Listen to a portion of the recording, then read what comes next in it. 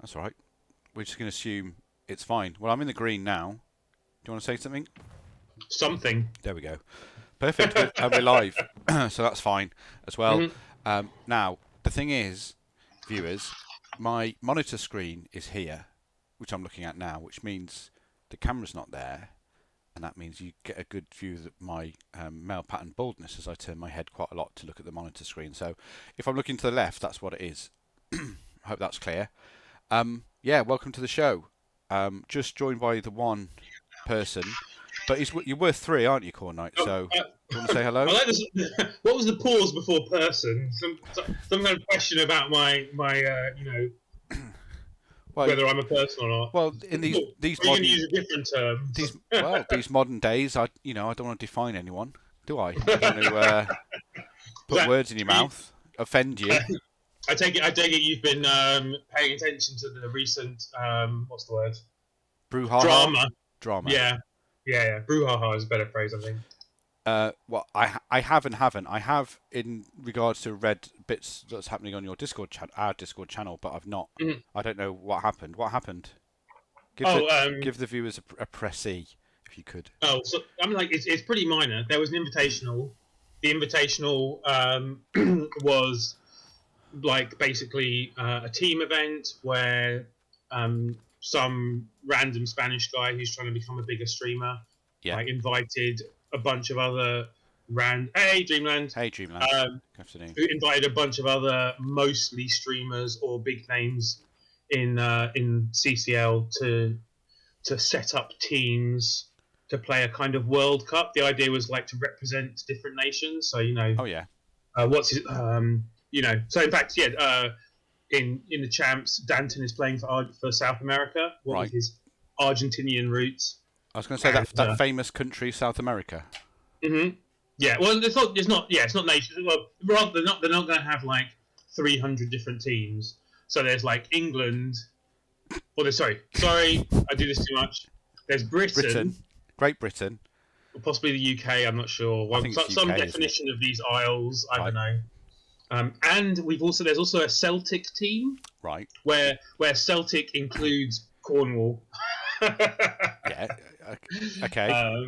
Okay, and then there's France and Germany and Eastern Europe as a group, right? Which are in fact Germany's first opponents, and I'm sure it will be a rollover. Anyway, and Russia and America and Australia. Right. In one team. Okay. Mostly because Triffic was the coach who was asked to create the team for America, and he doesn't like many other American coaches, so he picked Gdanik, because Gdanik plays a lot of American competitions. Yeah, because of the time zone. Although they are other sides of the Pacific, aren't they? So they're not that close. And it's a different day as well, isn't it? It must be quite weird for scheduling. No Monty. Monty? No, I totally ignored Monty.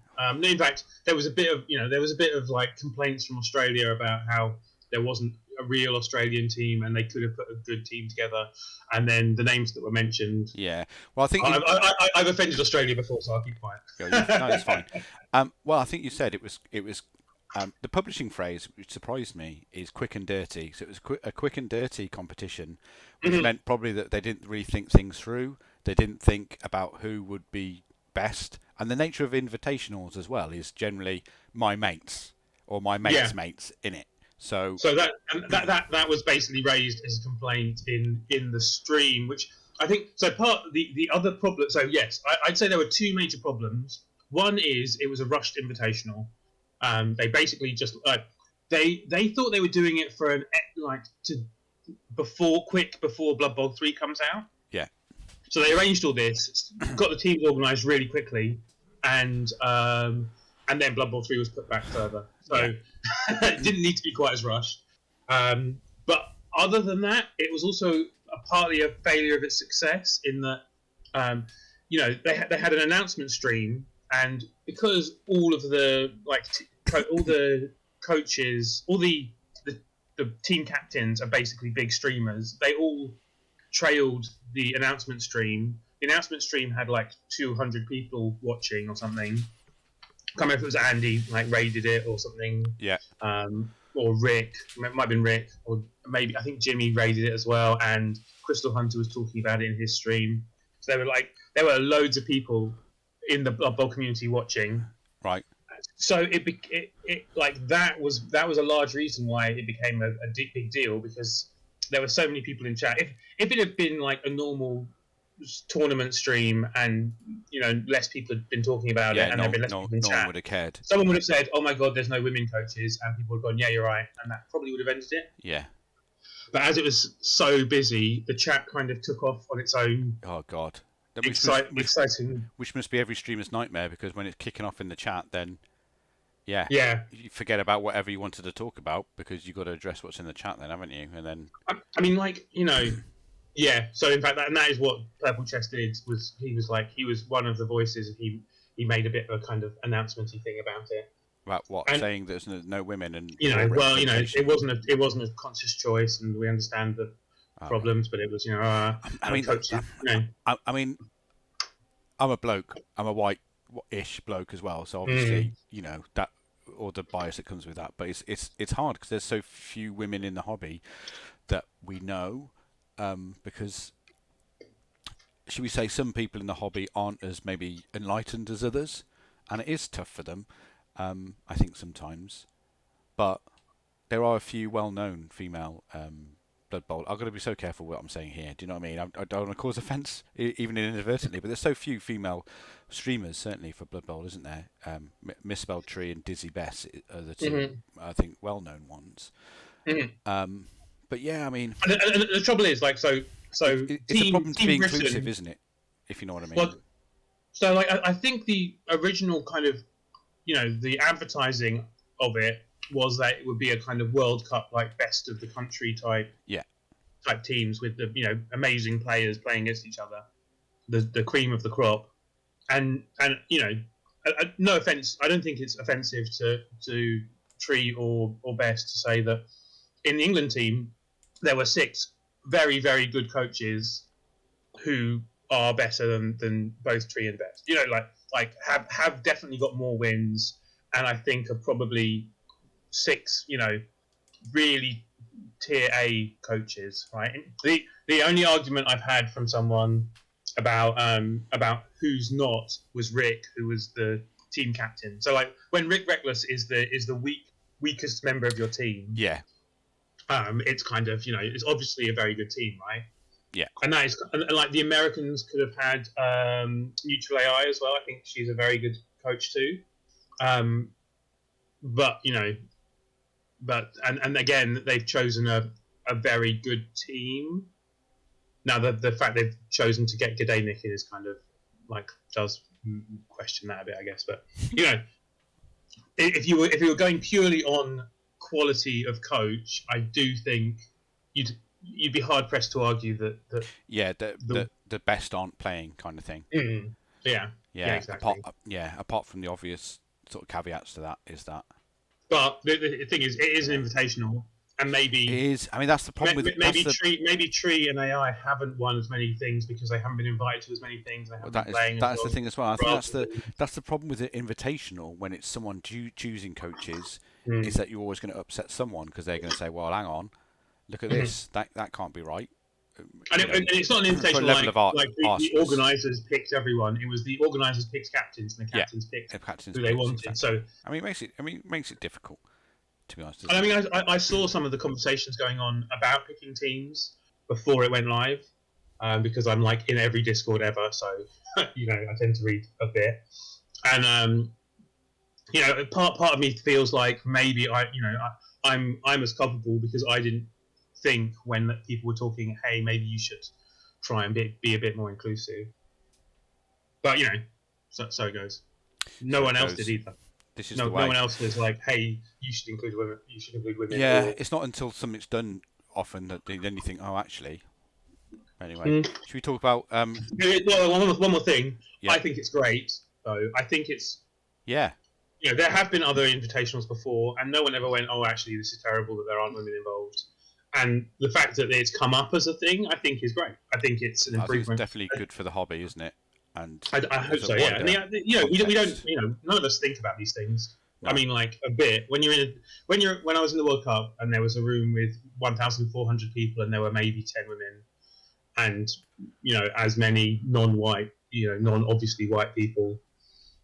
That's when you kind of you do get more of a feeling for it in tabletop, I think. But obviously, when you're at a computer, I don't know who half my Yeah, I don't friends know are. exactly. I don't know. I mean, I've met you obviously, but I've and that's it. I haven't seen anyone else's face. I don't think. That's not true. You've met some others. You've met Who else have I what met? is it? Didn't you meet Helio?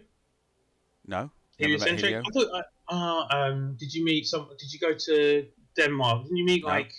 No, literally, I'm the only one. Okay, Oh, Gav. You met I Gav met as Gav. well. I've met Gav obviously, Yeah. and that lot, the UK BBL admins I know by Yeah. face, should we say? Mhm. And I met Veli Hopia in Finland. There you go. That was who I was thinking But of. Yeah. he looks like a Finn, so it wasn't it wasn't surprising. God, I'm even racist against Finns now. But yeah, he looks like a Finn, so he's like tall, blonde, and drinks loads. So that was standard, I guess. I mean, it was great to meet him. Actually, it was really good fun. I mean, it is like, but it is But something yeah, that could be worked on, and yeah, it's it is. interesting. So I'm going to be on that like One World One podcast thing Oh, that when's your date with it? not this Sunday, the Sunday after. Okay, So cool. the Christmas 19th, special. is it? Yeah. So I'm going to be wearing a Christmas hat, and you get to actually see my face and stuff. Oh God. Yeah, Can I have a exactly. shave? Although I will have spent the weekend Partying hard. visiting with my school friends Oh who Jesus Christ. who I played Blood Bowl originally, and when Blood Bowl was originally a game where we just sat around as an excuse to drink and smoke. So it will be the end of a long weekend. Right. Anyway, but so the last one of those One World Blood Bowl things. Two of the coaches, who are very high quality coaches, both said that they don't. That they're happy their kids aren't really into a Blood Bowl because Blood Bowl is their escape from family. Yeah. And I do wonder, like, and that so it is tabletop for a lot of men is, an escape from a lot of relationshipy things, and maybe that kind of feeds into their not being women. Maybe like there are lots of hobbies where people get their girlfriends to come along, and that does happen a bit at tabletop, but not very much. I can think it's more boring for the partner to just come and watch. Yeah, Dreamland says it's the nerdy version of the local boozer. Yeah. And it is to a certain extent. I mean, I'm fortunate enough that there's I live in Bristol, as most of you know, and there's quite a big board game scene here in Bristol, and that is pretty diverse. I've got to be honest with you, which I think if it happened maybe even like 5, 6, 7 years ago, I think it would have been all beardy men. Do you know what I mean? So, and I guess I would have stood out as the non-beardy man in that who, didn't smell and wore fashionable clothes for a given value of fashionable. But yeah, so I think I think things have come a long way. And again, Dreamlands said something in the chat which I think we all appreciate. That he told his partner about his CCL Strength 4 wolf dying, and she looked at me in a very confused as to why she should care. Yeah, and that's exactly my wife's point of view. Oh, you have to play with your fucking goblins is her usual. So I'm not goblin coach, I'm a high elf, dark elf coach. Is that a euphemism? Yeah. Yeah, I love. I'm off to play with my goblins. Pocket of goblins. So yeah, I mean, got a ball and chain that needs some. I mean, anyway, sorry. Yeah. In a way, with the work GW have done recently about inclusion and that, I'm thinking of that incident in Spain, right? I mean, that was dreadful. And I've got to be honest with you, Cornite, if I saw someone wearing that kind of insignia at a tabletop event I was in, I'd probably kick off, to be quite honest with you, because I think that's unbelievably unacceptable. And I think people who wear a swastika, that's what it was, I think they should be challenged at every stage with the side option of violence. And I know that is a bit of extreme. I mean, look at me, I'm 5'7", not exactly massive, but it's getting me out in hives now thinking about it. Do you know what I mean? So I know Spain's a different country and so on, and obviously it's different in the UK, but yeah, I think that's just completely unacceptable. I'm glad that was called out as not a good thing. But again, surprised that guy wasn't immediately ejected. And I like to think if that happened in the UK, they would be immediately ejected if they came out dressed as a Nazi. I mean, famously, we have pictures of members of our royal family going to fancy dress as Nazis. Like there is a there is a teenage frisson thing, Absolutely. and treading lines and stuff where I don't think that just it doesn't pushing boundaries doesn't necessarily make you a Nazi. Let's say I am definitely the kind of person who, as a kid, would have been trying to offend people, and but would you wear that? I'd I wouldn't be able to say I wouldn't. Yeah. Is the way I would phrase it. I probably I'm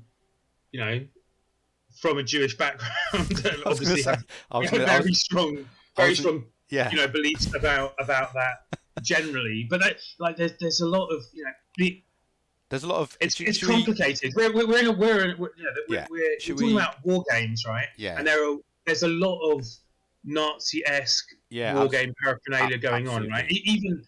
Even not very subtly, the Space Marine chapters definitely have a lot of they are fascist, aren't they? Let's be honest. Yeah. The Imperial Man is a fascist organisation, absolutely 100%. And I'm thinking of the Death Corps of Krieg. Yeah, I mean, it's there in the name, isn't it? The Valhallans also were very, very much based on sort of Eastern Front German and admittedly Soviet uniforms. I mean, absolutely goes without saying, doesn't it? So that and more than that, the wider world of non-Games Workshop board games and wargaming and stuff, there are people who enjoy playing even not reenactment, but there are people who enjoy playing board games where they are the Germans, like Axis and Allies playing against the Germans versus it's a bit more complicated, isn't it? Hey Danton, you've joined us at a very wonderful moment. This is great. This is brilliant content. This is like a proper discussion at the beginning of a stream. What have I missed out on? We're just talking about Nazis and not insignia. as a half Argentinian. Jesus Christ! Here we go. Do you have anything to say? Yeah, well, it was nice talking to you. See you next time. This is where we find out Danton's surname is actually Von something. Yeah. No, it's actually gone. Oh my God. Let's not go there. Sorry for leading us in that direction. Should we leave it there and say the hobby has always attracted a lot of idiot boys, and I definitely include myself in that area, who maybe flirt with symbols and meanings they don't fully understand and see the impact of in a kind of semiotic way, should we say. It's good that... Are we talking about the Iron Cross or about something else? We're talking about that incident in Spain, Danton. Did you see that one? Broadly, yeah, we kind of are. Draw a line under it. But yeah, the Iron Cross is absolutely there as well, because... Go on. I'm looking at Iron Cross. Ali Ryder's team has got practically an Iron Cross as its symbol as well. Not saying Ali is, of course... Oh, yeah, so I'm not sure exactly which incident you're talking about. Maybe just quickly tell me what that was. So in Spain, there was a tournament where someone... 40k tournament. A 40k tournament where someone was basically had... Was it Nazis on a T-shirt? It wasn't like fully dressed up as a Nazi, but he had maybe a swastika or some form of Nazi... no, it wasn't even a swastika. It was like... It was an SS... It was an SS was it the uniform like thing? Yeah. So it was like a Panzer Division number and that kind of thing. Yeah. And there was a certain amount of, someone objected to it, rightly, and the tournament organisers wanted the player to leave, but he refused to leave, and said that, it was an open tournament and he had a right to stay. And GW then did an announcement about, this is a hobby for everyone. We're not, we're very anti-racist, basically, and we think if you're running a tournament, anyone who's even remotely showing racist insignias should be kicked out immediately, and here's what we think should be included in all tournament rules, saying get the fuck out, Yeah, basically. essentially. I mean, you were going on about Argentina, but Spain did harbor quite a few Nazis after the war. Yeah, as well. Well, we weren't going on about it. It was purely because you appeared at that time. I made a very tasteless joke. But yeah, I mean, the whole Franco regime was very pro-Nazi, obviously, and you still do have some, very far-right people, not only in Spain, but Tout le monde, absolutely. So just to draw a line under that part of the conversation, and this all started, Danton, because we were talking about inclusion and how it's good that recent invitation that was raised as a thing, and we're saying that generally it's a good thing that people are starting to think about inclusion that maybe they wouldn't have done just even a couple of years ago, to be quite honest. So that's a positive. I think the whole inclusion conversation has been a positive thing, even though it kind of just came out of nowhere and it caught a lot of people off guard. I think it's been good that it's been talked about, at least. But as I was saying, and it's the final thing on this, I guess, is to say that a lot of idiot boys join wargaming and tabletop and just hobbies generally because they're idiots and they obviously don't understand fully sometimes the symbolism of what they're doing. I don't think it's not a matter of thinking that they are, fascist right wingers perhaps, but perhaps a lack of education about these symbols. I mean, but as Core Knight was saying as well, it's like also a desire to shock and upset people that way. Yeah. Without fully subscribing to, I mean, I think context is always important as well. Context is important, and it's a generational thing as well, right? I mean, I think the further you go into the future, the less impact maybe these symbols have. But I think that obviously there's still people alive that were directly affected by absolutely the Nazi party. So yeah. Absolutely, and again, I could talk about this for ages because I was going to mention Soviet iconography that isn't perhaps seen certainly in the UK as bad, but you try wearing the hammer and sickle in Czech Republic or Poland, and you'll get pretty short shrift there as well. But anyway, like all semiotics, meaning changes where you are, right? Well, of course, and that is also a problem where we're talking about a World Cup where again, one of the coaches of one of the teams made a joke about one of the other teams, and one of the other team's coach called the first coach a retard, which in Britain is like a horrific, slur. You wouldn't say that these days, would you? Yeah. But in America, it's kind of a bit jokey, and like is seen a lot less as a lot less bad. And like in different parts of the world, it has very different levels of offense, right? Plus, there was another level to that, which is that the coach who used that word was Spanish, and English is not his native language. Yeah, I was trying to avoid mentioning that bit because I didn't want to connect the Spanish. Well, I'm not saying who it was, but it doesn't have anything to do with Spain. I'm just saying that it was his second language. It's not his native language, and often words can be a lot stronger, than people think if it's not their native language. Yeah, especially if you picked up your slang English from like films, because it was that word was really common in like 90s, early 2000 comedies, wasn't it? You know what I mean? So, American comedies, because in America it is it's like a just normal. I think you'd be hard pushed to find it used much in British comedies. Yeah, it's not a thing really here, is it? Anyway, and I mean the use of language though is fascinating. Absolutely. Generally speaking, across different countries, even within the same country, a word can evolve and mutate, become either a lot more or less acceptable over time. So I mean there is so much kind of going on in terms of the words that you use and the impact they can have. Yes. Okay. Right. Should we talk about some Blood Bowl now? Now we've done our hourly politics talk. I quite enjoy this chat. There's more about this I want to say, but fine if you've got to talk about Blood Bowl. Well, I've got a kind of hard deadline at 2 as well, so I need to. Yeah, I think, and we've got to do 2 weeks, don't we, of your division? Oh shit! Just dropped everything. Yeah, 2 weeks, but we're gonna go through the first week really quickly, and because I have actually been working quite hard. We haven't got the in-depth detail of the matches apart from my own, which I'm sure will please some. So we're not going to look at that in too much detail either. So, without any further ado, should we go through the scores on the doors from last? I've just advertised that's nice to see, by the way. What? Betting wise as well, Ethelred, you've got to add the points. Yeah, so from, that's what I've got ready now. Well, so can we put those on first of all? That's fairly easy because Okay. The week that we missed out, This is for the champs, isn't it? You and Danton got 1 point each. Okay. It was a pretty poor couple of weeks, and this week, you got 1 point and Danton got 2 points. So a total of 2 points for you and 3 for Danton is all that happened in the champs. Wow. Those 2 weeks. So all that matters now is that I'm back in my rightful position. Yeah. The chat's obscuring the points, but I'm guessing it's a sad time for me. Well, no, Oh, not too bad. Second place. Okay, cool. Danton 9, you 8, me 7, Gruff 5, and Dreamland 2. But obviously, Dreamland.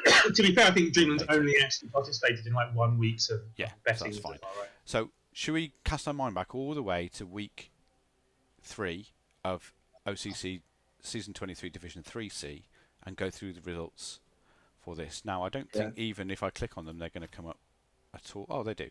That's quite good. Okay, so the first one was Bambalat Cha Cha Cha Cha Cha versus Galentia, I think. I can't remember now. Galentio. So Goth Gougers versus Temporary High. That's Orcs versus Wood Elves. And it was a win to the High Elves. Yeah. 2-1. I've got the predictions up, but I imagine Core Knight does as well. Okay, so that whoop from the cheering would indicate that someone got a point. Yeah. Yeah. So who scored on that one? Some people got a point. Yeah. Oh. Both me and Danton get a point. Okay, put Stanton in double figures. Okay, cool. Okay, the next one is the Silver Lords of Altmer versus Engineering Chaos. And Silver Lords of Altmer won that one, 2-1. Yeah, I think everyone bet on this except for... Oh, no. Ethelred. No Ethelred. Balls. Are you shitting me, really? No, not kidding. Fuck's sake. Four people get points. That's me, Danton, Dreamland? Gruff, and Dreamland. I think so. Yeah. Once Discord is willing to show me the last name, it's not Joke. you know. Yeah, that's really annoying how it just tells you 2 others. Well, you can click on reaction. There we go. I got it. All right. So yeah, it was Dreamland. Gruff, Core Knight, Dreamland, and Danton. You click on reaction, but it wasn't showing me. It was just in a circle of like loading. Sorry. I mean, that just shows me that I shouldn't bet on Chorfs, doesn't it, really? I should learn my lesson. Okay, next one is Pale Penguins versus Hit Me Baby One More Time. So that is one of the other Dark Elf teams versus the Undead. And that was a draw. Yeah, Stuart's inquiry about the betting, by the way. That was a draw. Oh, excellent. Hey! That was me. What? Just you? Yep. Core Knight. Only Core Knight bet on a draw. This is unbelievable scenes. Okay, right, fine. Sorry, I'm watching the stream and you were behind, so I was like still looking at the game where the High Elves won, and I was like, oh, so that's Danton. And you said draw. Yeah. So the next game will perk you up though, Ethelred, in terms of betting. So this was up to this point. Unlucky Ali stroke basing a cage. Why would you do that? Altdorf Academical versus the Gassy Gang, coached by Dreamland, who's in the chat, and he says that Ali permed the killer turn 1, which is nice. Nice. So that was good, but the Gassy Gang did go on to win 1-0, so that's also nice. But and everyone bet on the Gassy Gang, except for one person. There was one sad person. Who was that? Core Knight. Right. With cheers Ethelred up. Yeah, absolutely. Got 12. Right, Dreamland on 4. Great. Okay, cool. Right, next game. Oh God. So this was me versus the High Elves. I don't know why I keep betting on you. I've just been unlucky this season. I'm just not learning my lesson. Well, you should have bet. As long as you bet on me for the following week, that would be fine. maybe. We'll get to that. No spoilers. So yeah, so basically in this game, I screened more than maybe I should have caged, and he just ran through the screens, picked up in tackle zones, threw the ball across my players, and yeah, I think it was 3-0 down at the start of the second half. So I was quite happy to get 2 back, to be honest. But Wow. yeah. So what? He was just doing a lot of 3+ dodging, was he? Yeah, Right, loads. with Agi 5, right? So Yeah, possibly one 2+. Agi 5, yeah, to do it. But yeah, he did quite a lot of through tackle zone dodgings though. But yeah, I mean, as you say, Dan, since 3+ with dodge, I mean, it's not dreadful, but it just felt like he didn't fail any. You know, I mean, it depends on the situation, right? But it's aggressive. So, I mean, you know, it says in his team name he's goblins, right? So Yeah. 3+ stunty dodging through tackle Yeah. zones is you know. And a lot of it's on me because one, I forgot how far catchers move for high elves, which turns out a long way. I mean, especially a movement 9 Agi 5 catcher. Yeah, I mean, but it's his thrower is actually 5. yeah, those No, are the no, matchup. He's got 2 Those are the Agi 5s. matchup. They are the matchups where you really have to try and protect the ball as much as possible. And I didn't. And also I went in with quite a lot. I didn't go in with hubris. Hubris would have helped me, but I went in with hubris thinking, oh, I'm going to beat this guy easily. And then loads of stuff happened, and I was like, oh, I'm 3-0 down. It's half time. So yeah, so that was completely on me as well. I underestimated Broccoli completely and didn't count squares enough, which meant that the ball was reachable with GFIs, and of course, as I've just told you, he just dodged everything in. So yeah, there we go. So I was sad. I was upset at myself as well because I did underestimate him. But having said that as well, he's got. I killed one of his blitzers, which was quite nice. But my mighty blow, even though he's hitting armor 7 catches, I got hardly any removals at all. 14 armor breaks you can see there, but KOs for 1 injury, 1 kill. I mean that's not much out of that, is it really? But as you say, you can't rely on it. It's not the sort of thing you can rely on. I mean, the mighty blow, it's always there. It's good to increase the odds of getting the removals. I mean, sometimes just getting stuns is obviously it's good value. 4-1-1 sounds about right, isn't it? Maybe it's very slightly under, but it's not much under. Yeah, that's what I'm saying, Corner. I mean, it wasn't, Yeah. And I did kill one of his players in the end, so I can't really complain too much. But yeah, I mean, you can see from the SBP hall there that there's loads of passing and stuff like that, which is fine. Yeah. No, but the saddest thing about this is that only one person bet on the goblins, and that was obviously Core Knight. That is the sad thing, isn't it? I can't believe the rest of you didn't pay as Ethelred. Just no one has faith in Ethelred's inability to win. Whereas with you, it's boundless. So that where does that? Well, we won't look at the leaderboard because obviously we can't. So we'll do a quick recap. Sorry, one more thing I was going to say about Broccoli's team. Yeah. Did he not have an Agi 5 catcher? He had an Agi. Did he have a? He's got an Agi. He had.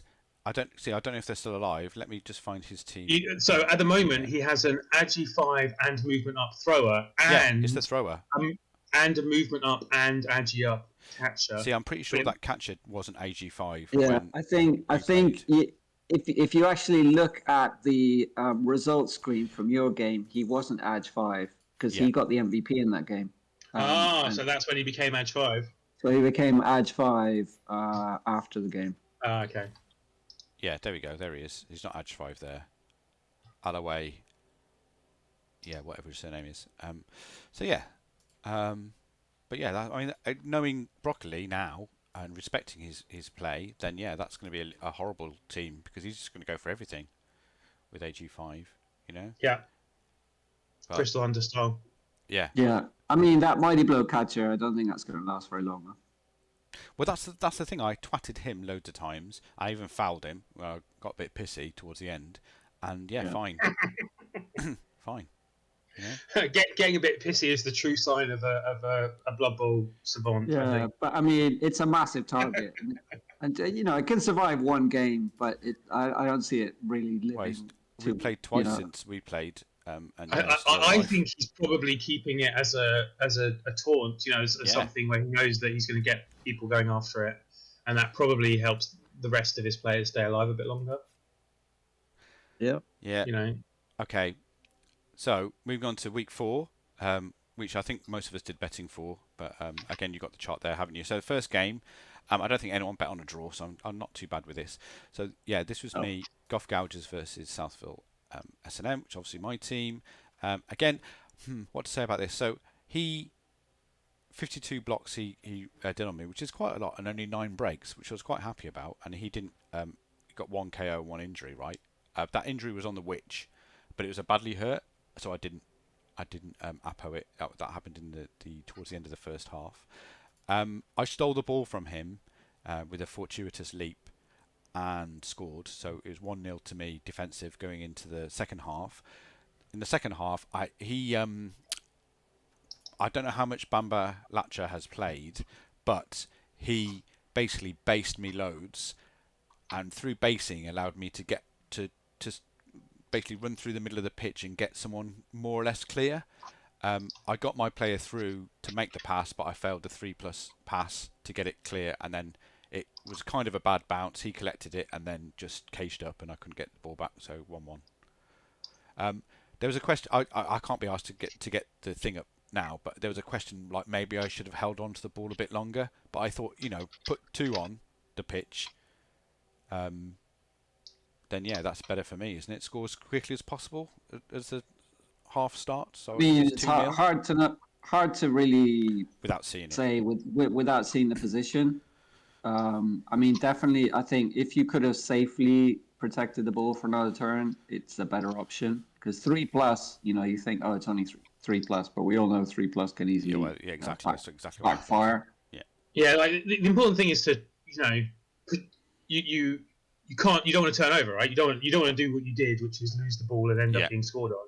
So you've got to be willing to retreat when you need to, and kind of you want to score as safely as possible. And it's good to score quickish, but try and avoid making loads of dice to do that. I think. Yeah, and I mean, it was quite a few dice. It's kind of like the rule of thumb, generally speaking, is if you are in the stronger position or you're the better team, then roll less dice. But if you're in the weaker position or you're the worst team, then you need to roll more dice to make up that difference. Yeah, I mean, again, I don't want to cast too many aspersions on his playing ability, but yeah, Bamba La Cha Cha Cha Cha. If you do watch this, like blitz with your tackle mighty blow, like every turn.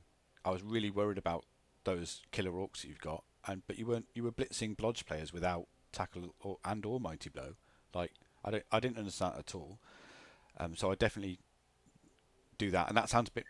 Maybe it sounds a bit harsh for my quality. The game was a draw, so are you in a position to? Well, no, but but that's what I'm saying. He could have probably got more removals if he was blitzing my blodge players with tackle mighty blow rather than non-tackle players. That's what I'm saying. And the second thing I'd say is like basing is good, but keep someone back, because when I did steal the ball from you and got it clear, there was no one in your backfield at all, and you could have left someone covering it just in case I had stole it, because then I never would have been able to score. And it was a real one of those ones where I stole the ball from him and then was able to stall a couple of turns because he had physically no one in reach, which I love doing to other people. I don't like it when it happens to me, but yeah, that was the 2 things I'll say. Like don't always base, because if you do, then there's a risk that especially an AG team can get around the back. So try and keep someone back. And the other thing is obviously blitz with the tackle mighty blow against blodgers, because that's just going to give you better odds of removing them. I mean, it might be that he was hoping for random SPP on players who don't have tackle mighty blow, and that's why. Well, that's what I thought, and I was looking at the players he was blitzing with, but that wasn't really it wasn't like they were 1 or 2 SPP off a level. So with the basing, I mean, it sounds like it's not so much a problem with basing, but more a problem with not having at least 1 or 2 sweepers. Yeah, absolutely. He didn't have any sweepers behind the line, as it were. There was even times when I think he got blitz the first turn. I mean, the ball was safe. I mean, he couldn't really have reached it, but he practically moved his whole team up and based, and like that was fine. But there was there's when you do base, there's always a 2 dice somewhere, isn't there, that you can usually engineer, and I've got a guard elf as well, so I could engineer that, and that was the move that I had, that I could practically run through the middle. And if I'd got the ball to the player I wanted to, yes, he could have got blitzed by one of his guys, but he was like in a mini screen of Dark Elf players, so I could have easily recovered and then got my players clear again. So yeah, that was be my advice. But you know, I'm a shit coach, so you know, what do I know? In essence. But yeah. Anyway, did anyone bet on a draw for that one? I'm guessing no one did. No, No. no one did. Safe. All right. So again, Broccoli versus Ali Rider, Goblins versus Altdorf Academical. 2-1 to the High Elves. Well done, Broccoli. Yeah. Mm. So, betting wise, I mean, look at that. Jesus, look at all that SPP there. Again, that's balls out, isn't it? That play. Yeah, I think Ali was Ali talking about like not wanting to play anymore and giving up the league and stuff. You know, Yeah. he was really not happy about it. Well, you can't quit too soon because I play him on the last day of the season, so I want at least one win. So if you could stick around and then drop out for that game, that'd be great. I mean, what would be better if Ali would stick around and then beat you. That would be the best. No, that would not. yeah, and I was going to say that you know, the human dark elf matchup normally favors the humans, Yeah, depending on how the teams are built, right? But I wouldn't call it a free win. No, I don't. I don't mean that. I don't mean a free win versus Ali. I mean a free win that Ali gives up and doesn't want to play anymore. So that's what I meant. Admin. Oh, what? That's what I'm angling for. An admin win. The But, best. but you say that, but humans should beat high elves as well, right? They're kind of an elf beating team, really. Yeah, aren't they should be really. ideally. Yeah. But again, you know, I thought my team was stronger than the High Elves going in. Oh yeah, and in our game against Broccoli, his wizard fizzled as well. He got one, so I was like even happier. And then all the shenanigans happened. Anyway, betting wise, who bet on Broccoli for that one? Ooh. I've lost it. Where are we? There we are. A lot of people, but not me. Great. Not me or Danton, which is why both of us are not paying enough attention. Brilliant. Ethelred, Gruff, Dreamland, all bet on Broccoli. Oops. Sorry, I had to step away for a second. Yeah, everyone bet on Broccoli except Core 99. Okay, that's good news. Okay. Close. Yeah, okay. Oh, Gassy Gang, Dreamland, what happened, man? 3-0 down against the Dark Elves. I guess they did loads of elf stuff. A rough week, yeah, absolutely. Oh, yeah, look at that as well. 55 blocks, just one KO out of all of that. That's pretty rotten, isn't it? 10 armor breaks out of 55.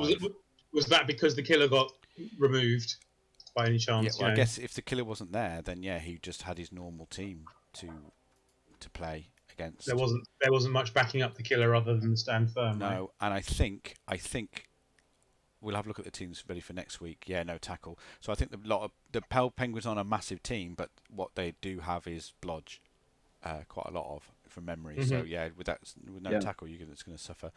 But yeah, Super Rotten was one SPP away from level 6. He was missing his killer, wasn't he, for this match? Yeah. Hey Ali, how are you doing? We just talked about your game, but we're going to talk about your team shortly as well. So yeah, a bad result for Gassy this week, but that's his first loss, I think, of the season. So it's not too bad to get to match day 4, is it? 5 without losing. So yeah, that's pretty good. Okay, now did anyone bet on the Pale Penguins for that one? Yeah. So Dreamland bet against himself.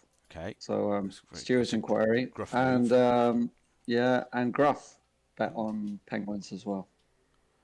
Okay. Cool. Right. Next one, Hit Me Baby One More Time versus the Silver Lords of Altmer. So this, again, Hit Me Baby is the Undead versus Lords of Altmer are, High Elves. So, Silver Lords of Altmer won this one, and that was a 2-1.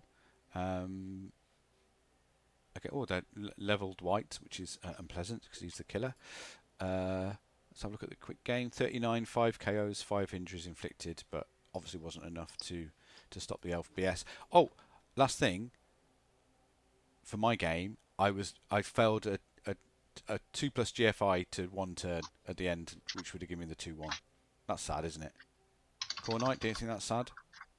Always sad, yeah. Yeah. There we go. Didn't even know I what was mean, talking about. because it's you for core night, it's not No. sad. Yeah. No, that's why I was confused. It's like, what? Okay. I was hoping for some sympathy because surely Cornight wouldn't have. Even Cornight doesn't begrudge me the fact that I remembered to set up for a one turn. Two, more or less did it. Three, I had to do a long pass to get the ball to the carrier. I've seen your more or less did it before. I'm not so. No, listen. I collected right in my backfield. I think it was a long bomb to my catcher who didn't make it, but the ball landed on one of the other players that I hadn't moved, so I was able to even easier hand off to my player. He ran all the way. He didn't even leap because leap wouldn't have given me enough room to manoeuvre, and then he fell past the dodge, everything. It was the AG5, so 3+. And then last year I failed. That's sad, isn't it? Come on. I do think there's something in the cyanide coding that makes, like, if you trail enough dice together, it tries to make sure that the one that fails is the last one. Every so often it swaps the one at the end. Oh, When to you make it roll more dramatic. when you roll that many dice, though, I mean something that is was loads bound of to dice. fail. Yeah, like I was gonna in my again Bambalacha game, I was gonna complain about I did fail quite a few dodges, but then because he was basing all the time, I was dodging more than 6 players every turn. Sorry, so yeah, I mean that's just stats in it that one's gonna. Did come you up see as well. Did you see the end of the Andy Davo Chalice game? No. The lizard one. Yeah. What was that? Talking about Tell me. something that should fail on a long sequence of dice. Basically, he lost it in overtime because the skink did about It was 9 against or it 10 was against an dodges. OCC coach as well, wasn't it? It was someone who I know in OCC. I've forgotten who it was though. But it was. Yeah, I'm not sure. Well, I only sort of saw the clip of it. I didn't really see the game. But what did the skink do? Dodge to the whole team? Was it one of them? The skink dodged down the sideline past the entire Chaos Dwarf team. It must have been at least 9 dodges or something, and the GFI into the end zone.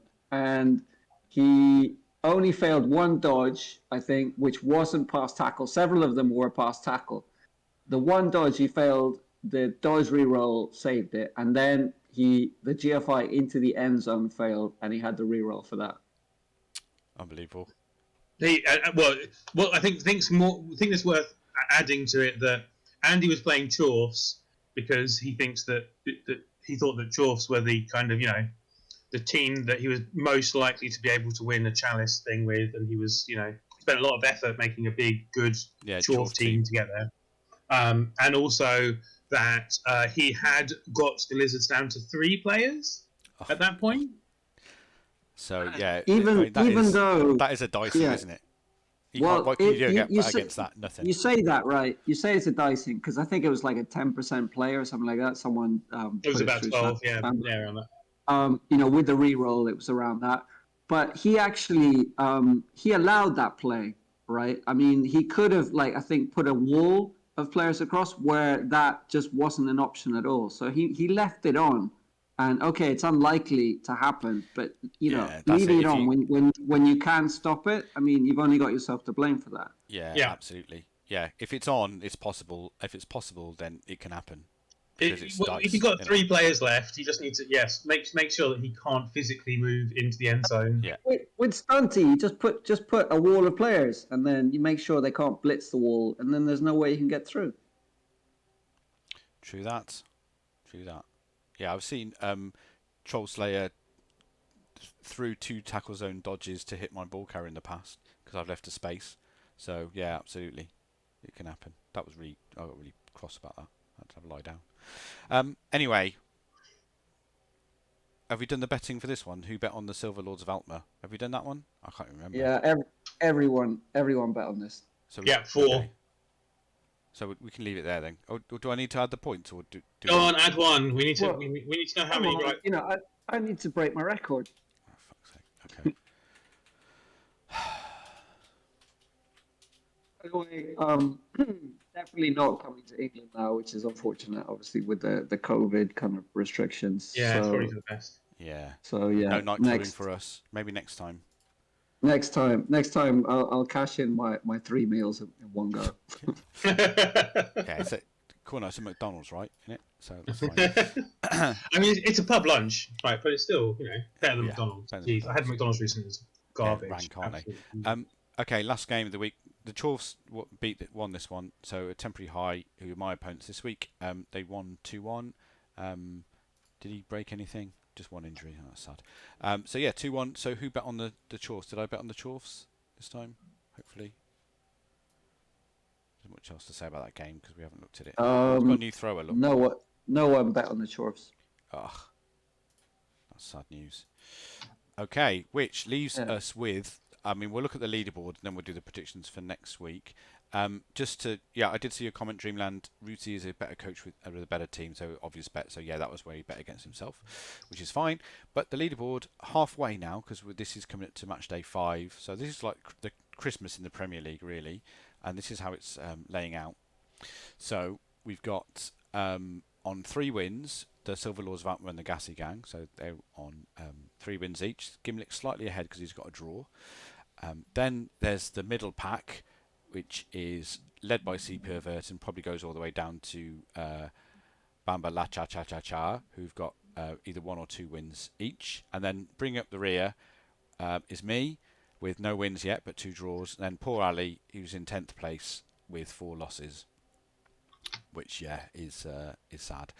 So yeah. So by the way, it was Ingralius who did the skink. Oh, Ingralius, yeah, we know him, don't we? Yeah. And in case anyone wants to, I'm going to post a link to the clip in the chat. Watch Andy's face drop. Yeah, does he? What does he? Because he can get salty, can't he? Did he? Actually, I think he took it quite well. Yeah. Well, I mean, to be honest, you can't. How else can you take it, really? Because Ali says, I think it's important to point out that in June, Paul's forever name. Plus, when it's a high pressure game like that, I mean, it's very easy, with the benefit of hindsight to kind of say, no, you should have done this, should have done that. I mean, the main thing is to learn from it. Yeah, absolutely.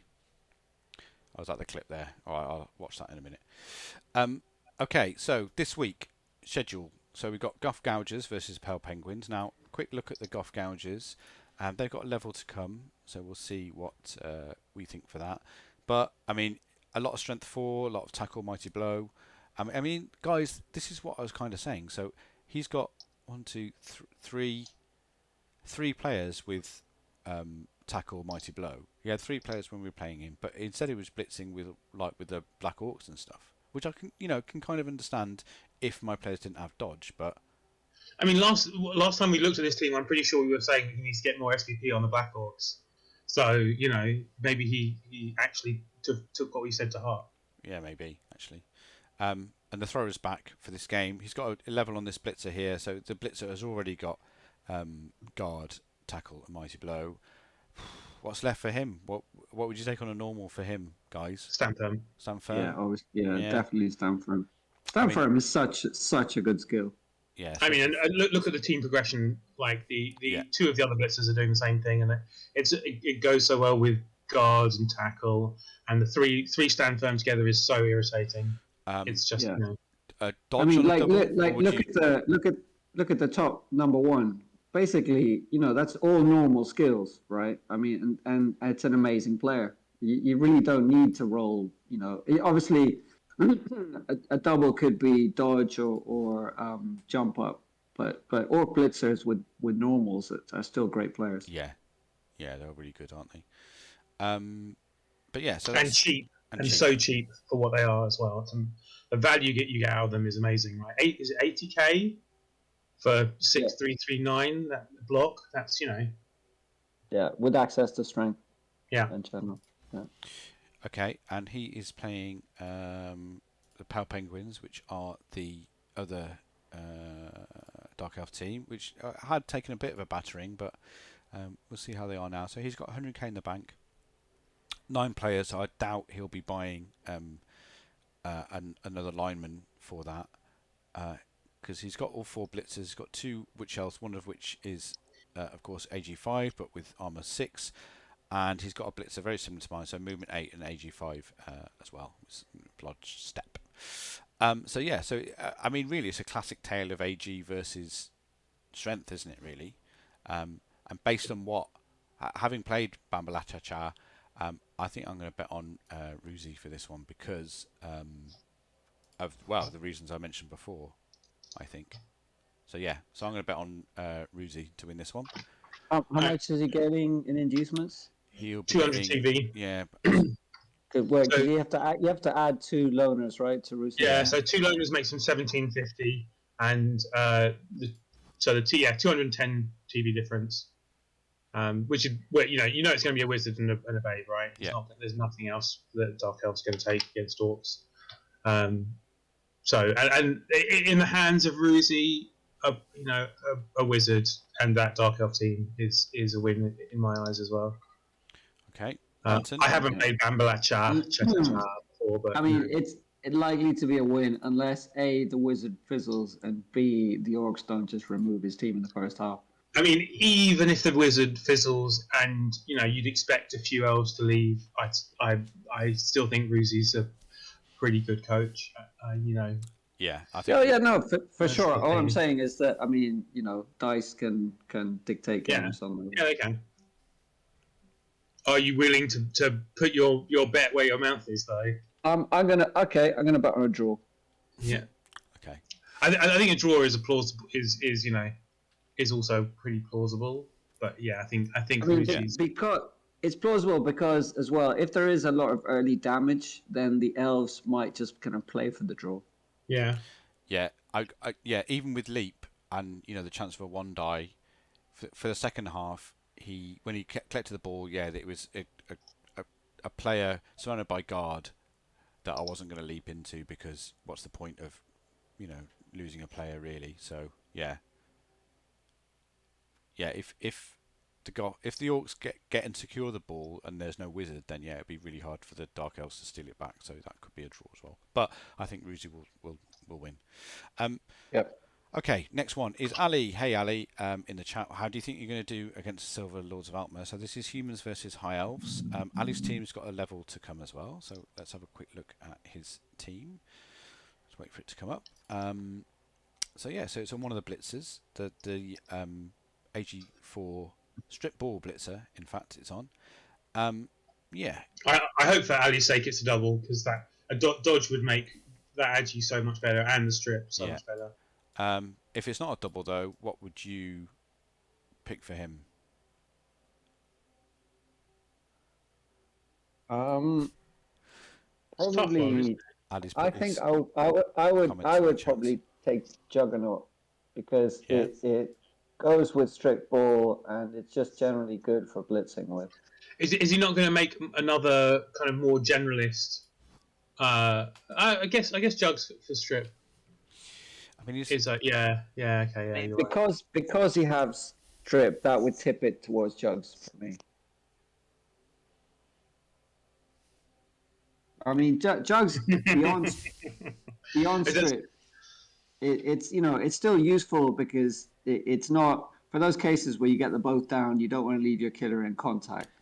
Or wait. Okay. He's not the killer, right? He's not going to be the killer. He's He's not a full-on killer, but he's the sort of player you're going to be blitzing with a lot. And the both down, there's a lot of situations where you just need a push to get through. Yeah. And plus, the bonus of that it's good against stand firm, etc. Yeah, Ali agrees with you guys. I think his Jugs bearing a double or a stat. Okay, yeah.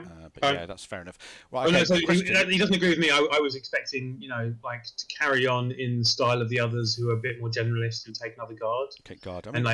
Build David Boswell into a real killer of Mighty Blow piling on and all that stuff. Here's a question. If you get Jugs and then you select to use Jugs on a both down with strip, does it strip the ball because they've moved?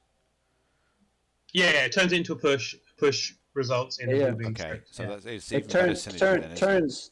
Turns the both down into a push. Yeah. Yeah. Okay, that's good. That's good to know. And do we know if that works in the game?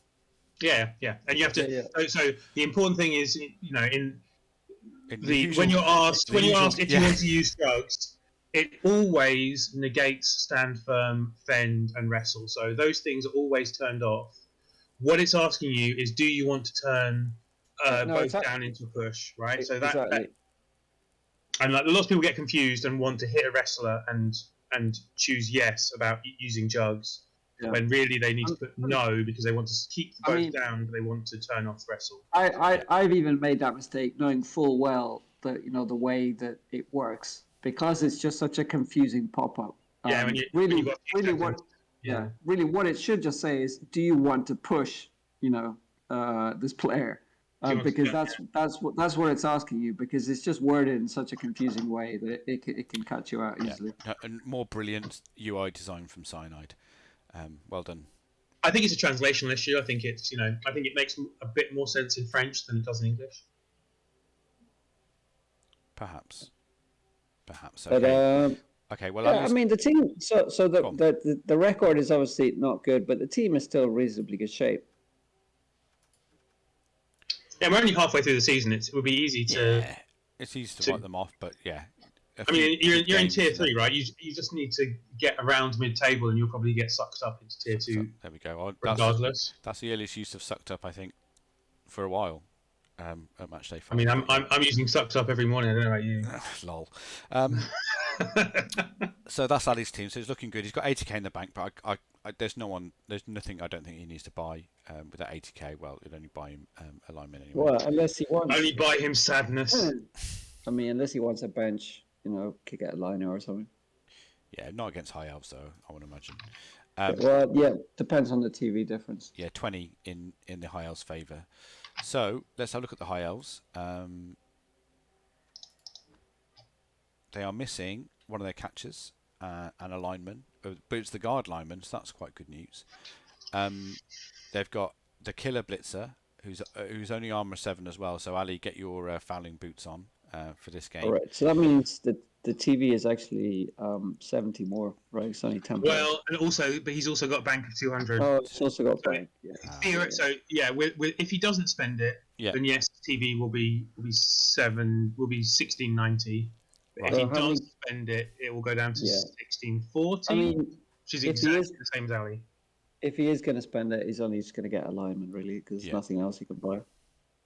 I mean, you might as well, like, say either he spends it or he could spend it as in just throw it away, right? He could just get rid of the money. I think I'd buy a liner. I'd use to buy a liner anyway, right? I'd buy a liner because it's better. I mean, you're going to waste the money anyway, so it's better to have like a non-loaner. Yeah, someone else getting hit, aren't you? Yeah.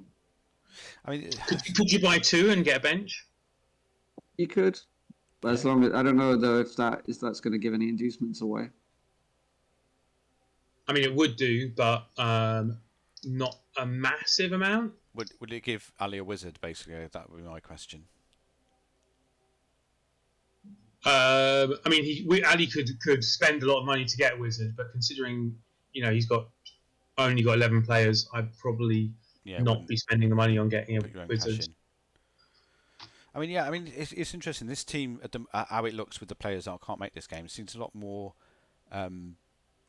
offensive than it does scory, if that makes sense. So the catchers are pretty undeveloped. Obviously, the blitzers are both good ones.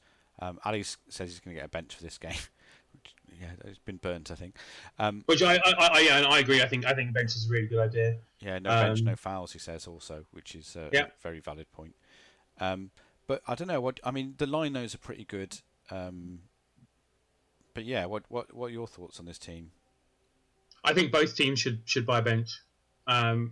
If Gimlick's watching and sees Ali saying he's going to get a bench, that's more reason for Gimlick to buy a bench as well. Because there's even less comeback from having the extra TV. Yeah, this is a fairly nice high elf team. Obviously, it's got 2 very kind of underdeveloped catchers still. One of them is move 9, but nothing else. Got a couple of linemen with Rog, which is always useful. The blitzers are really nice, but it just needs kind of a couple more pieces to be really solid. Yeah, I mean, one of the blitzers is a pretty awesome killer for an elf team, right? Yeah, you'd be so happy with that. Yeah, but it is AV7, so using the piling on is risky. Yeah, but it's also elves, so they should be able to separate something off and pile on it, give it a bit of Or, which is what I would do, just chuck him in. Be fine. Which explains how you kept all your mighty blow piling on players for so long. For so long.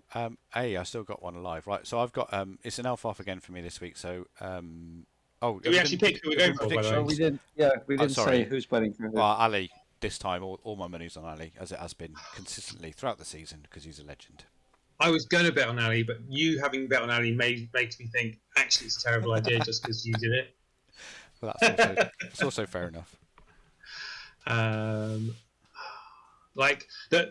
do think Ali's mentality going into games. You know, the first statement Ali made was what was it? Something about if it goes like games, drive and then not move anyone while losing. And stutter on my own drive. Yeah, there's a certain amount of that makes it easier to tilt when stuff when stuff doesn't go quite as well as you'd hope. I'm gonna go for a draw. I think actually. Okay. Humans should, but also this part of the reason humans should be a good elf killing team is they should have killers that look a bit like Bill Belly, who's the high up killer, right? So yeah. I've gone for Ali because he's had a bad start. I think this is the game where he starts to turn it around. Okay, can you cut and paste that comment for the next game that's coming up? My instant reaction is that we're all being slightly curried. Our favours are being slightly curried by the fact he's in chat, and maybe that's clouding our vision. And we should all bet for Gimlick because some good comments from Ali as well. Yeah. I mean, maybe it's Ali's the only one who's getting any points this week on his own game. Yeah. As Ali points out in the chat as well. Yeah, I mean Gimlick is also top.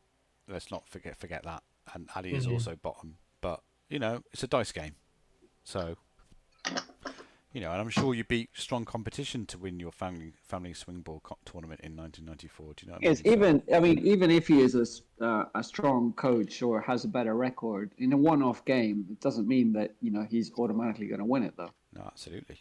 I imagine playing swing ball in various parts of Scotland takes a lot of fortitude and skill that's not required quite as many other places. Yeah, absolutely. Yeah.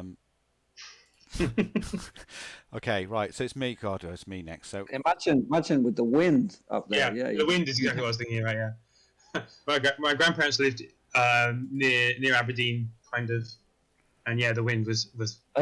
It made swing ball pretty tough. Just saying. I once played. Sorry, this is a complete tangent, but I once played a round of golf up in Scotland on one of those links courses, and I've never in my life played golf under the conditions like that with the wind. The wind was there was literally a hole where the green was like 50 yards. It was like a really short 50 yards, and it was below the tee, sort of thing that you could just chip it. And I think I took out like a 5-iron or something, and just because it was right into the wind, and literally it was like hitting the ball into a brick wall. Which is unbelievable. Yeah, they love it. Yeah. There's a really great golf course in is it the Hebrides? That's just like it looks so pretty, and then you're standing there, and the wind is just horrific. And but also, it's a beautiful island, and obviously you're looking out to sea. But if the wind's the wrong way, then you're just losing all your balls in the water. Anyway, right. Enough golf chat. So my teams look very healthy at the moment, I would say.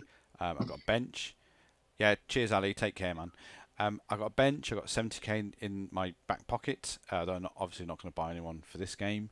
And it's looking pretty strong, I would say. Obviously, the coaching ability, maybe not as. And I'm playing a temporary high, which is the stand-in health team, which is always on the second page. So, makes me struggle to look for it. And really, I mean, again, on paper, I'm feeling pretty confident. He's got a mighty blow catcher who hasn't got tackle, and then 2 blitzers with tackle, but no mighty blow. So, it's worth pointing out that this team was built, from scratch right at the beginning of the season, right? Yeah. So absolutely. that mighty blow catcher started on 16 SPP 4 games ago. Right. And I think that's relevant to how well he's leveling up the player. Yeah, and also he is. Yeah, but I mean, it's not for one to try that my Mighty Blow hasn't got 16 SPP in that time as well. Right, but So, he is getting quite a few inducements, isn't he, against you? okay, so he's on 1550. What am I on? You're on 18 1870. something, Oh, aren't you? Jesus Christ. I mean, he's getting A wizard? a wizard at least, and probably. I mean, I'm not sure how much that leaves over. But he could either get like it's not really worth getting a bribe, but you could definitely 330. get I think you'll get 320, yeah. 320. Right. 320. So, Okay, so 170 left after that, after the wizard. so I'm not sure. I mean, he could go for Eldril if he puts a little bit of No, money in. he's zero cash. He has Oh, no zero. money. Oh, okay, that's a pity. If he had a little bit of cash, he could get Eldril. Otherwise, you can't really any star players worth it. But there's a couple of really, or there's at least one. Is it Did I say 170? I did say 170, didn't I? Yeah, You could get a 170. capture with dodge. As a merc. There's a mark. Yeah. Okay. Well, you Yeah, get because there is that other random star player that Is it- costs 150. What's he called? Dolfar? There's a throw. No, there's Dolfar, but there's also Sulfur. isn't the high elf Yeah. thrower around 150? He's about 180, well. isn't he, Soren? Is it 180? What was it? Soren Hightower, and yeah, so Dolfar is 150, but so he brings Plus- kick and HMP, I guess. I mean, he's a bit random, but he's actually not too bad in the elf matchup No, because and he he's- has some. yeah, some and he's an extra body as useful well, isn't he? skills. Yeah. I think he's better in the Woodies matchups because he's the AV7 is less of an issue, but when you've got like, I'd rather have a high elf lineman than him, I think. Yeah, and you could get a high elf lineman with kick for the same amount. He's already he's got a got kicker. kick. He's got kick Oh, already. he's got a kicker anyway. So even Yeah, that's- or you can get one with wrestle or something like that. Okay, well, I bet on myself because I always do. But yeah, what do you guys think? yeah, Gillen, I think the other elves will win. I mean, just looking at the amount of inducements they're getting, I think I'd favour the high elves just because their team elves with a wizard basically as well. their team is solid. Plus, they're getting the wizard and more.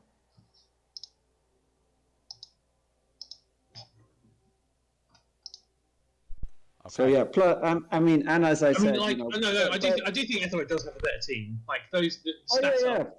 For sure. But I mean, I was saying a little while ago that I should learn not to bet on Ethelred. So I've got to put my money where my mouth is. That's Yeah. also true.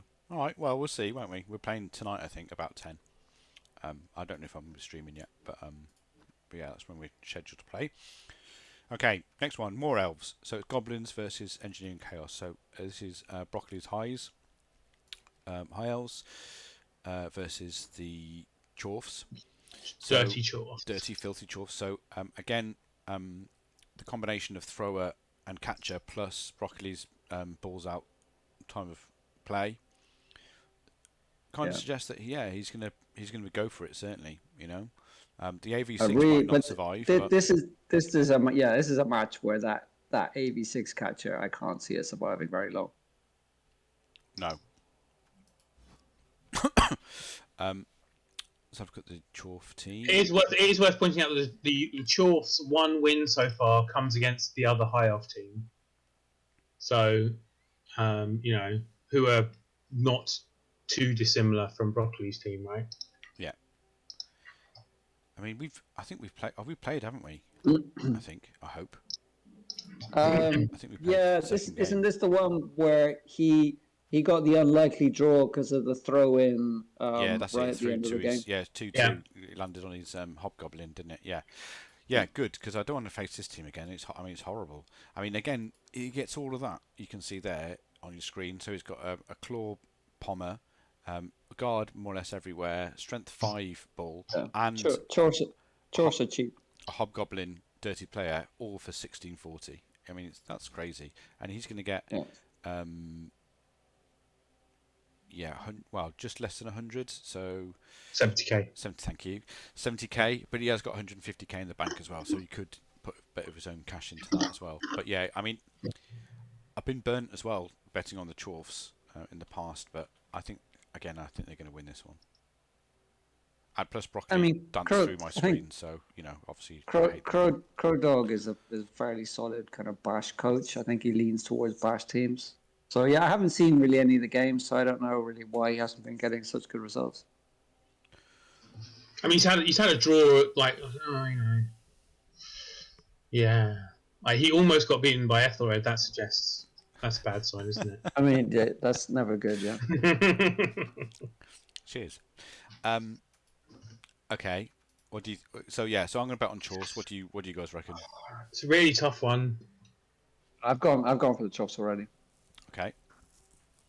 That leaves you, Corner. You're going to go with Broccoli. I'm going to go for I'm going to risk it. Yeah, I think Broccoli's style of play might be a little bit more dice rolly than Gimlick's, and it might give him the win.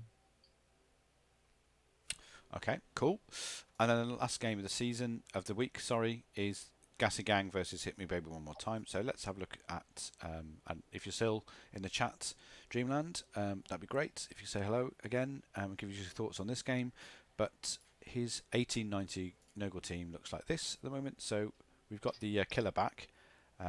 He does have a niggle though, which isn't too bad. I mean, he's armor 8, but and strength 4. It's going to make do you think twice about giving him piling on? Now he's got a niggle. If he gets there, obviously. It's only Well, I wouldn't give him piling on because of the strength, to be honest. Yeah. I don't like putting strength 4 players on the ground. So I mean I would give him tackle. Yeah. Yeah, I mean he's a while away from 76, but yeah, I think. Is he? It's like 17 SPP with Claw Mighty Blow is not that far away, Yeah, Dreamland says he's going tackle, and just threatened. Plus the team mummies. doesn't have any tackle. The team literally has 0 tackle, so I guess Okay, 200k. Or poor man's tackle. Get frenzy. Strength 4 frenzy. Yeah, strength 4 frenzy is pretty good, isn't it? I think I like frenzy better actually. You could do, except the niggle there, you're going to be getting him in trouble more. But it's up to you to get him into trouble. Oh, I guess he's not dodgy enough to choose to move away from things. Yeah, we'll see. There's a little way before He's that got happens. 50k that he can spend. He can get a rotter for this game if he wants. Let's have a look at the other team though before we advise him on that. Again, it's the other sort of bash light team that he's facing. I mean, Undead are kind of the anti-bash because, regen. a good solid regen, cheap players. And Sea Pervert's got 2 levels to take. So one is the mummy, and again, I think we talked about this last week, didn't we? If he gets another normal, I mean, for this game, you'd probably keep him, but you wouldn't be if you got another normal and then he did get clawed to death or stamped on. You wouldn't be that upset, would you? Because I mean, that's 3 normals. I mean, that's not great for a mummy, is it? Really, you want a double in there at least somewhere. Yeah, I mean, mummies really only have 3 decent skills to take as normals, which is what the second one has taken. I mean, the only other skill you can take is like break tackle, but with movement 3, break tackle is just so limited. Yeah. Mummies do. I'm playing in the Era League now with Undead, the Irish League, and one of my mummies went plus strength block, which is just wonderful because it's like it's using up those skill slots that are useless, and then you can add on the good strength stuff. Yeah. Strength 6 block. That's awful to play against. It's like a move 3 tree almost. Yeah. And then the other one is Stefan the Orator, who's already piling on Mighty Blow White. I mean, what's next for him? Frenzy? So I like Jugs on a player like that. Juggernaut is really nice on your killer because you can take out wrestlers, and again, you don't want your killers stuck to people that you're blitzing. Yeah.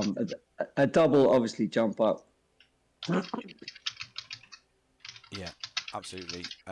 That's pretty clear. I mean, Dreamland thinks it's a normal, so it'd be block already, which I kind of agree with. But then he might be just waiting to the last minute, just to surprise you.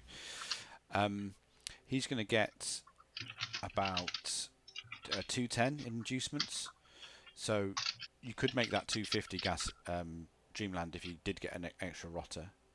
But yeah, you probably won't, I imagine. So I think you'd be expecting to face a wizard, but that's it really. I mean, I think I've bet on Dreamland already, but this is a fairly tough one because, as Cornart was saying, Undead kind of have something inbuilt against murder teams. And Dreamland's team isn't that yeah. murdery either, so it might be a bit So closer than we think. undead. I mean, I wouldn't say that they have like something like a specific advantage against bashy teams. More that I'd say that they don't have really any weaknesses against either bash or agile, or any like they don't have any really bad matchups. They always have something against everything. Yeah. I mean, yeah. As the TV goes up, they do. Yeah. They start off as literally the best team at low TV, and this is the point at which kind of the TV is a bit too high. There's a bit too much claw. Regen's good, but it's not good enough. I'd say that this is the point where they've definitely peaked. Their stat line, stat line is really important on high TV, and their stat lines are not that great. Your dodge players having Agi 3, your strength access players either not having general access or being strength 3. I think though at this TV they're still good. I think it's when you kind of go over 1800 that they drop off massively. Yeah. I mean the thing is though, it's not their TV that's the issue. It's whichever's higher of their TV and their opponents. So Dreamland is at 1900 TV. So that is this game is going to be played at the TV level that's scary for him. No. But at the same time, inducements can help in those situations. I mean, with Undead, I don't mind so much if it's a bash team that is quite a bit above me. Where it's worse is if you're both above 1800, because pound for pound, the other team is just better, and you're not getting anything from the inducements. I mean, inducements can be very good for Undead with like bribes. Yeah, I mean, he's not going to get. Maybe he's not going to get that full amount because I just noticed he's got 30k in the bank that he needs to get rid of. It's worth noting, and Dreamland has 50k that. Yeah, and he's got he's got another at least 40 to take as well, with 2 levels to pick. So that'll put him at I think it's worth noting that Dreamland doesn't have any sure hands. So what's his name? Setek becomes a valid option, right? I really like Setek. I think Setek's brilliant for Undead, to be honest, isn't he? Because, I mean, the strip ball to me is a bonus, but it's a strength 4 regen player with break tackles, so he's quite mobile. Yeah. Okay, well, I bet on Dreamland, as I say. What do you guys think? I've gone for a draw. Fair enough.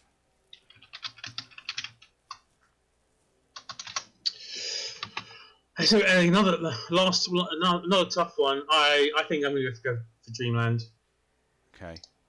Yeah, his super rotter will have sure hands if he survives this game. Actually, no. Just to spread the bets around, I'm going to go for Superba. It's a close one. It is a close one. Despite being the sole person who was arguing against Undead for the whole time, I will go for the opposite of everyone else. There he is, Super Otter. Yep. I mean, he just doesn't get hit, does he? I mean, that's why he survives so long. In this controversial tournament, the Cabal Vision Nation All Stars one. I'm actually playing Undead in that tournament. Oh. And guess who I have in the first round? I think that question's to you, Ethway, because I think I know. Oh, you do. I don't know. I'll give you a clue. I'll give you a clue. We're playing against Russia. Name a famous Russian player. Ruzi. Possibly isn't Ruzi Hungarian. Possibly the person who many say is the best Blood Bowl 2 player. I definitely wouldn't say that. He's played the most games of CCL of anyone ever. There's a commander VAB to look up the number of hours he's played in Arian. In CCL. Yeah, no. I wouldn't say it either, but I'm saying that a lot of people do say that. But yeah, I agree with you. I don't know. It's Crucifer. Oh, Crucifer, of course. The Russian team is a very strong team, and amazingly, I mean, Crucifer invited Singolo as well, who, famously, I think they don't get along very well. But the Russians, obviously, they want to win more than just play with their mates. I think the Singolo what's it thing is very much a two streamers, creating helping build their cliques by having adversity, right? I don't believe it's serious. Yeah. I don't think either individual dislikes the other. I think there might be people in each other's streams who would never watch the other one, right? So it's like team Singolo and Team Crucifer. Yeah, exactly. Yeah. You get the same with Jimmy Fantastic, where Jimmy's actually not as negative as his reputation, but his chat is. Is there any other streamers you want to annoy while we're on? I mean, all of them, most of them. I just speak what I. Who should we have beef with, Coordinate? What's his name? Jakala. I've spun into Jakala 3 times recently. Every time, massively down TV, and he's played like a total banger and won, and it irritates me so much. And I maybe have to accept that because he's won each of the games, maybe he's just a better coach than me. I can't see why. I'm just not good enough to understand how he's such a good coach. Yeah, I hate those games. Well, I mean, it's not just about who's a better coach, though, right? I mean, the matchup plays a big part in the result as well. I've been stewing on this for a while. Like I shouldn't have said anything. I apologise. I could vent quite heavily about this. And we haven't got time for that. Anyway, yeah. So it's my undead versus Crucifer's humans, right? And actually, I think it's a close game or a close matchup. I mean, the human team is really well built as well, so it's going to be really tough. Okay, well, there are ways in which sometimes undead are described as kind of shitter humans. Like if you took away one of the mummies, broadly they have a lot of similarities. Yeah. 4 anti access, fast players. Quite a lot of hitting power and a bunch of gumph that's just cheaper. I mean, I think it'll be an interesting game. It's a sort of matchup which is quite fun. Yeah, because it's very much both teams are quite adaptable, so the game can go in a number of different kind of directions. It's not a very predictable type of matchup. I've been vaguely negative about Crucifer a few times, but I do think he's a very good coach. I definitely don't think he's the best coach. He's definitely put in the hours. I think his mentality is amazing. Like that is one of the skills of Blood Bowl, right? Is being able to play however many thousands of chalk games just one after another without just absolutely going mental is a skill in itself, right? Absolutely. And he's put in the hours playing almost exclusively the best race in the game for that type of format. I think he says that as a way of denigrating himself. I think that's unfair. I think Chorfs are the best in Chalice, but I don't think they're necessarily the best in CCL. I think they're a harder race to play than a lot of people give them credit for. Definitely not. I've actually been playing them this season for the first time, and they're definitely not easy to get going. They're the sort of team that snowballs, that once you get sort of a certain amount of kind of claw and guard, then they become very good. But they're not that easy to get up and running. Yeah. And the bulls, for example, can take a lot of time as well to get SPP on. And then just randomly die to a 1 in 36 when you're doing GFIs and you feel normal, right? Because you do them more, don't you? Because it'd be fine with sure feet, but sometimes it isn't. Okay, well I've got to dash to the post office now, so thanks guys. Thanks, Core Night, for the political discussion at the beginning. What do you mean? That was a group discussion, wasn't it? It wasn't just me. Jeez. It was just all you and your opinionatedness, basically. That's okay. I'm fine. Yeah, I'm fine with it all being my fault. Fine. Good. Yeah. When you play Core Night, your match? Yeah, when are you playing your games, guys? So it was supposed to be on the weekend, but I'm probably still gonna play this weekend. Yeah, I'm not sure when. Yeah, I still haven't organized mine. I think Hilnick wanted to do it today, but it's not good for me, so we'll see. But maybe the weekend. All right. Well, good luck. And Dreamland, let us know in chat if you're playing soon. But otherwise, good luck this week, and hopefully we'll be back to normal next Wednesday. Who am I playing this Tuesday. week again? I can't even remember. Didn't even know who's playing. You are playing. Who can we well, I'm not sure actually. Dante's looking that up. Who can we raid? Corn Knight. I mean, Eliod's on Space Cadet. Oh, I'll do Eliod. You're playing the Bretts. Oh yeah, Alaska. Oh, I think that was actually organised not in Discord.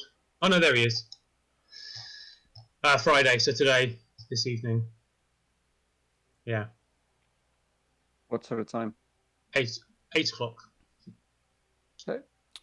You going to stream it? No.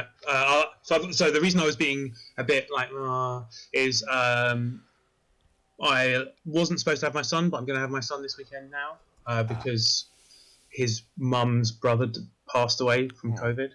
Oh, so you know, it's like I didn't know the guy very well. I met him a couple of times. That's all.